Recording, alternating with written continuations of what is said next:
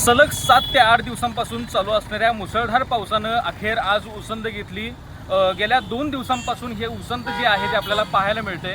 एकंदरीत आता माझ्या मागचं जे दृश्य आपण बघू शकतोय ते एकंदरीत मी दाखवण्याचा प्रयत्न करतो। यामध्ये जर बघायला गेलं तर कोल्हापूरची ही पंचगंगा नदी आहे जी आता पंचगंगेचं पात्र सोडून जी आता गायकवाड पुतळ्यापाशी आलेली आहे आणि यामध्ये एक म्हणायला गेलं तर यामध्ये जवळपास जिल्ह्यामध्ये साधारण पावसाची उघडझाप सुरू आहे।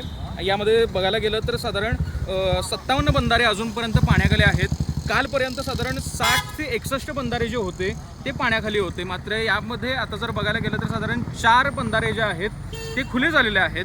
अजूनही 57 बंधारे जे आहेत ते पाण्याखाली आपल्याला असल्याचं पाहायला मिळते।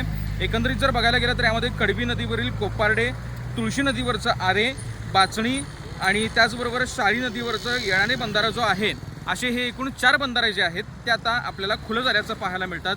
यामध्ये साधारण आजरा, मलिगरे, शाहूवाडी, राधानगरी अशा पद्धतीनं हे जे तालुका आहेत इथं ही अतिवृष्टी झाल्याची जी नोंद आहे।